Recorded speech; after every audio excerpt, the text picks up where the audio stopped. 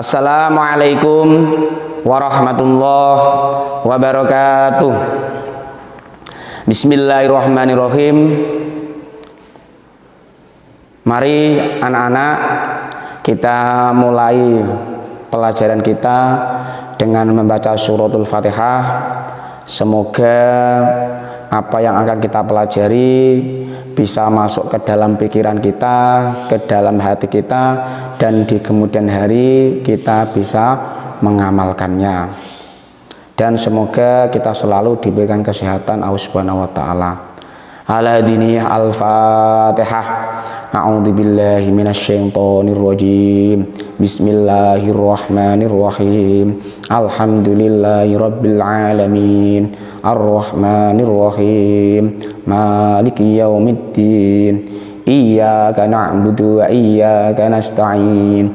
Ihdinas siratal mustaqim. Siratal ladzina an'amta 'alaihim ghairil maghdubi 'alaihim waladdallin. Amin.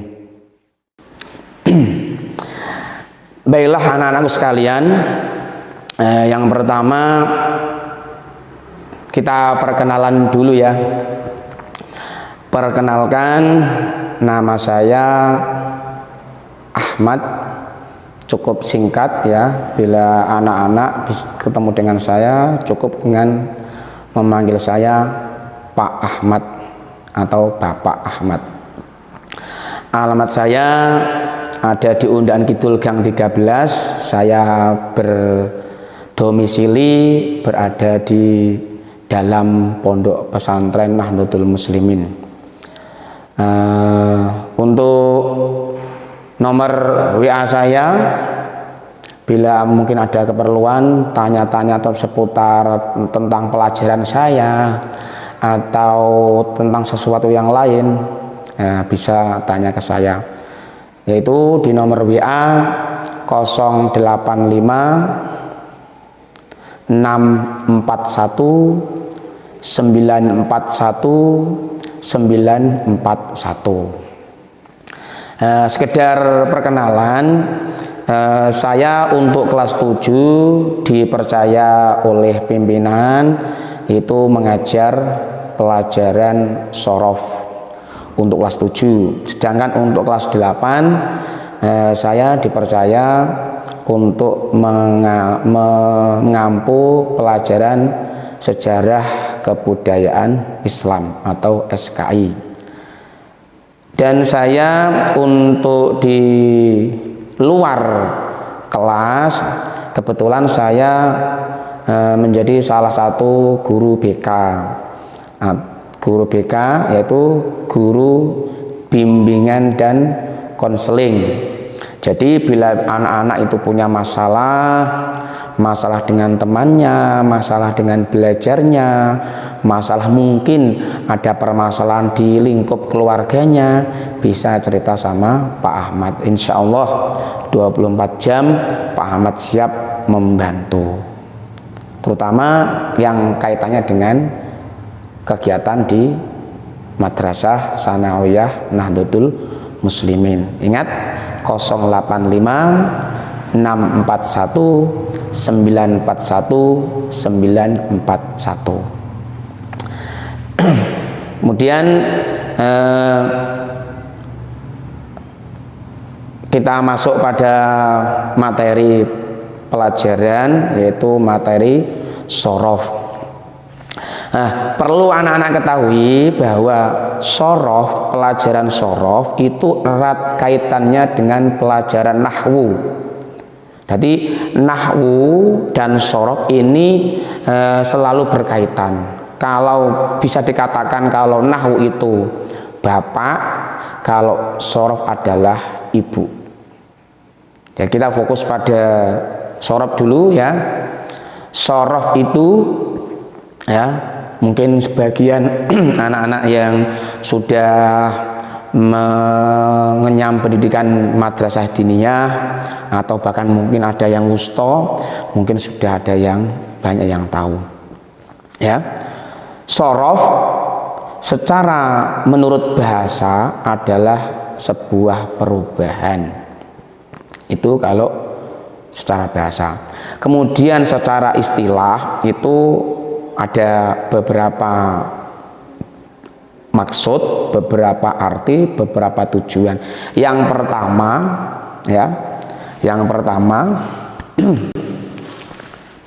jadi sorof secara bahasa adalah perubahan. Kemudian sorof secara istilah ya, secara istilah adalah ada beberapa makna tadi ya, ada beberapa maksud tujuan. Yang pertama adalah sorof ini bertujuan untuk memindahkan atau perubahan yang bertujuan perubahan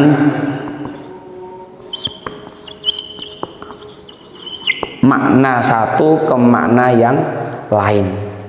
Contohnya begini, kata doroba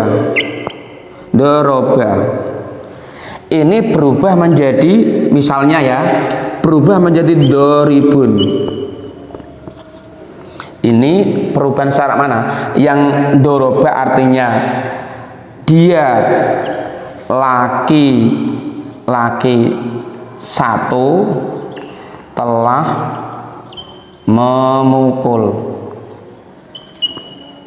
Itu artinya doroba. Kalau doribun artinya orang yang memukul.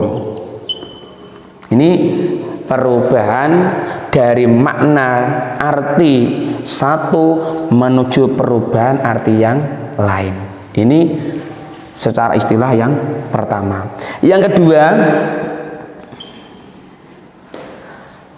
menuju perubahan, adanya perubahan dari satu bentuk ya, seperti ini, bentuk doroba menuju doribun. Ini adalah perubahan secara makna, secara bentuknya juga berubah. Tetapi yang kedua ini perubahan dari bentuk yang satu menuju bentuk kedua, tetapi maknanya sama, tidak merubah arti. Contohnya dari kata aslinya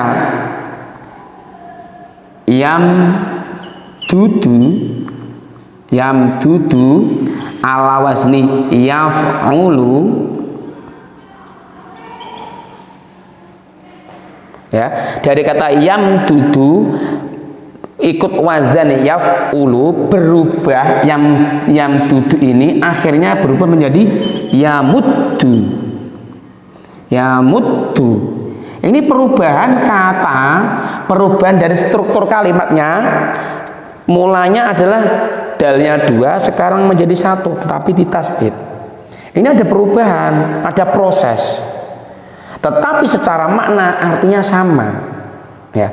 Yamuddu sama yamdudu ini mempunyai arti yang sama.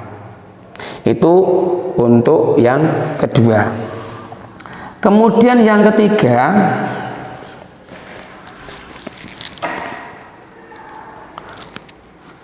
untuk mengetahui ya, untuk mengetahui perubahan dari satu bentuk kata ke bentuk kata yang lain, ini untuk mengetahui asli dan tidaknya sebuah kata. Contohnya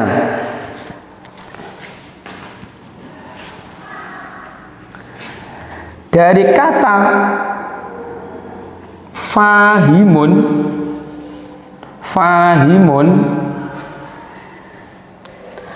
asli katanya adalah fahima. Ini ada pelajaran fa'ila, fa fi'il, ain fi'il, lam fi'il. Ini kita bicara dulu tentang sorob secara istilah.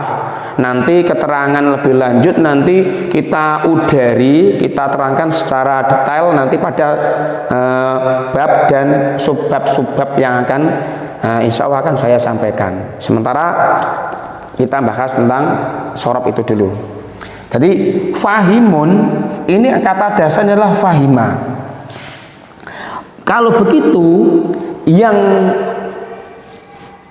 fa, ha, mim ini adalah huruf asli dari pembentuk kata fahima. Berarti kalau alifnya ini adalah alif tambahan, alif ziyadah. Itu dari secara bahasa ada perubahan, kemudian secara istilahi ada beberapa maksud, ada beberapa tujuan, 1, 2, 3 itu pertemuan kita yang pertama.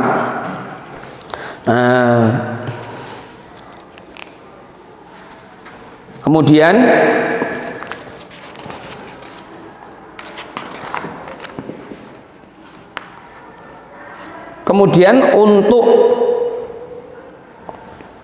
yang berikutnya nanti kita akan bahas secara detail, membahas tentang sigot kalimat, pembentuk kalimat itu, bentuk kalimatnya itu apa, ada fi'il madhi, fi'il mudhari', fi'il amar dan lain sebagainya. Itu ada bagian-bagiannya. Kemudian ada lagi nanti kita bahas wazan, mauzun, kemudian fi'il pada ada yang fi'il soheh atau tidak soheh, kemudian pembentuk-bentuk fi'il itu dilihat dari segi tarkibnya, itu nanti ada mujarrad, ada mazid. Nah itu. Kemudian untuk sorob yang kelas 7 ini kita konsentrasi pada fi'il sulasi mujarrad dan rubai mujarrad. Kalau yang ada di sorob kalau yang di kitab sorob amsilatu tasrifiyah itu 6 bab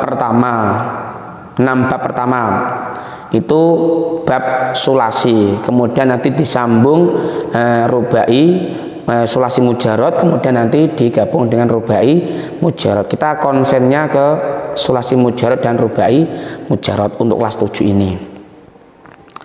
Demikian yang dapat saya sampaikan sebagai materi online daring untuk pertemuan pertama.